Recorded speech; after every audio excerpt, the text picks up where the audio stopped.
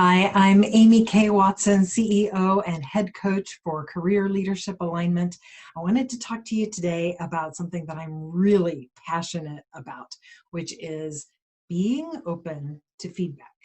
The reason I'm so passionate about this is because I used to be terrible about it. I used to hate feedback so much that one time when I had a boss that I actually liked, actually looked up to, I actually told her that if she ever gave me feedback, she should expect that it would be completely debilitating to me for at least a couple of days after I heard from her. And then eventually I would be able to take it in and start to sort out what I felt like I could do with it. And then I would eventually come back, and in the long term, I would grow from it. So I just wanted her to know that ahead of time, that if she ever gave me feedback, I would be laid out flat and useless for 2 days afterwards.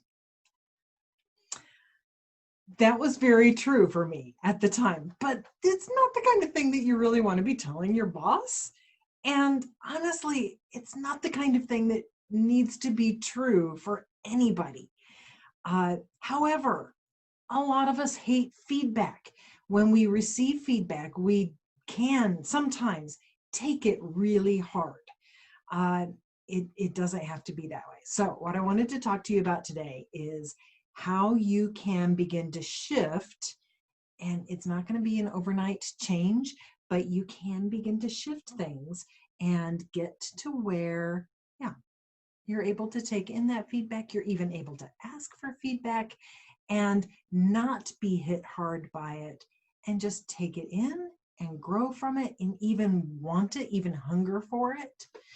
Um, in fact, the first time that I can remember experiencing that kind of a shift was even before that thing with telling my boss that I would take it really hard. I had been in this program. It was kind of an on-the-job training thing for chaplains. It's called Clinical Pastoral Education. It's the kind of thing that your standard religious minister goes through. And that's what I was doing at the time. I thought I was going to be like a hospital chaplain or something like that. And so this was an on-the-job training kind of thing in a hospital. We would spend about half of our time with patients and families and so forth, and the other half of our time getting feedback from our peers and from our boss and just learning. And it was really rough because when I started this program, my intention for this whole program was to prove how good I was. Imagine my shock when little Miss Prove Herself started getting feedback that was designed to help me grow.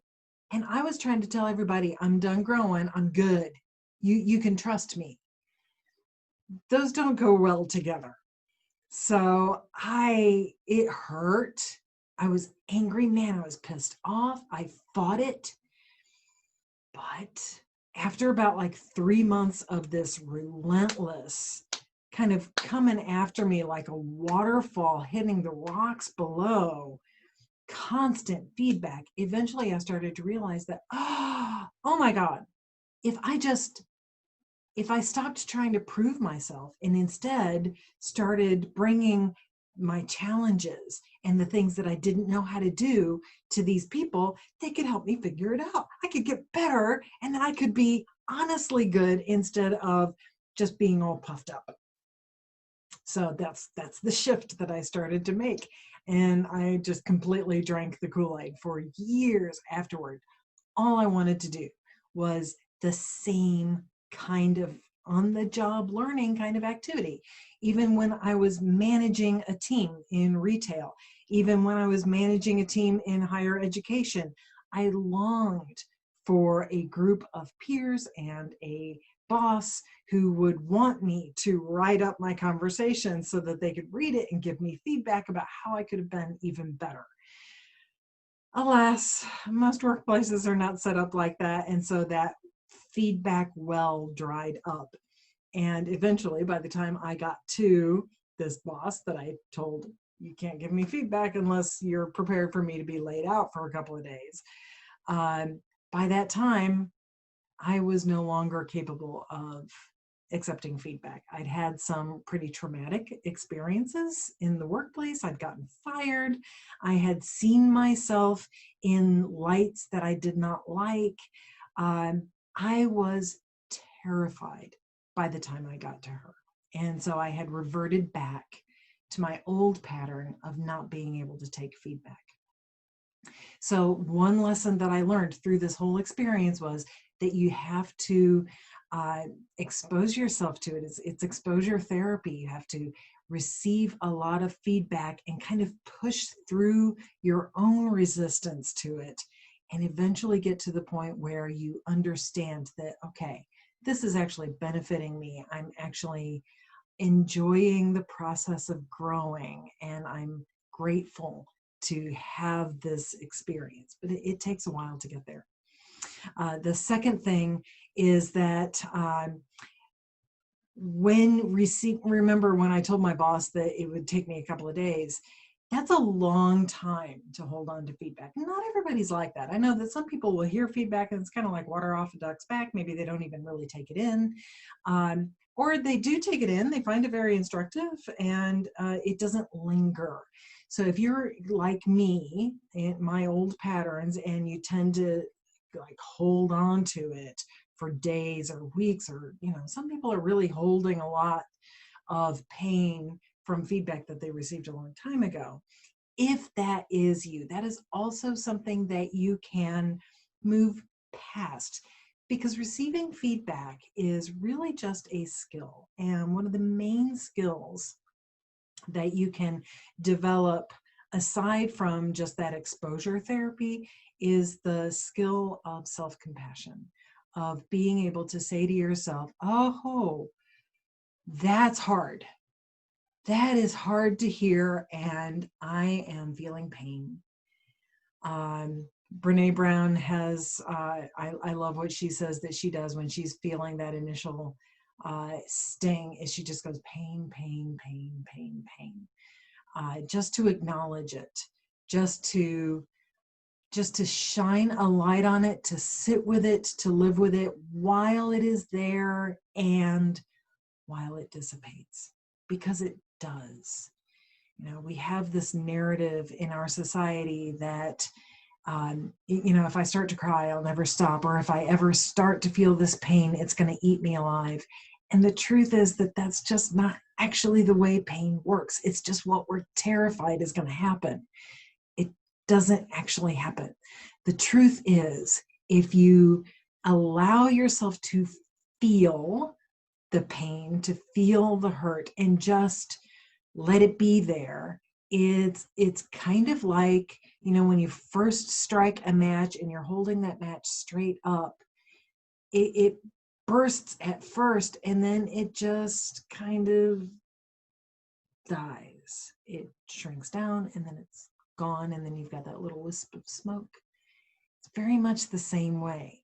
But what you have to do in order to have that experience, it's, the only way you can get a match to do that is if you're holding it straight up. If you hold it to the side, then it's going to be able to find the rest of the wood or cardboard or whatever and creep down, and then continues to burn. But if you're holding it straight up, then it can only burn at the very top, and that's what snuffs it out. So the way that you do that on the inside with your pain is you just let go of the story that you've been telling yourself. The way that we, rehearse, this is what happened, and this is what he said, and then this is what I said, and this is how I felt in the moment, and then this is the expression he had on his face. And, we get really into the story. That's turning the match on its side. That's giving the fire more fuel.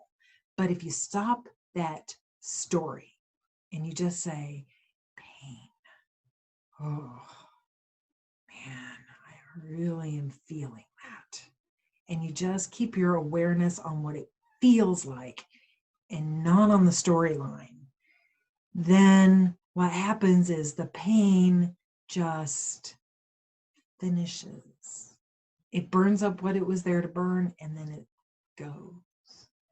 Now, sometimes we have very persistent storylines. And so even after you feel that pain and it goes, then you kind of start going about your day and then say, but this is what he said, and this is what I said, and then I felt like this, and then he looked like that. And it comes back and it starts to burn again. And that's when you have to just stop and intentionally let go of the storyline and let it burn again, but then it snuffs out. And so it's a practice. It's coming back to it again. It's allowing it to happen again, but then it stops. So those are my two main tips for handling feedback, getting better at taking feedback so that you can grow, so that you can develop. The main one is kind of that exposure therapy. Allow yourself to hear it. But then the second one is practice the self-compassion of awareness that it's causing pain, but don't add fuel to the fire. Let go of the story and just feel that pain and let it snuff itself out. Thanks so much for watching. It's been great to spend this time with you. If you have any comments, I'd love to hear them. What has your experience been with taking feedback? Do you take it hard? Does it linger for a long time? Are you able to take the instruction from it?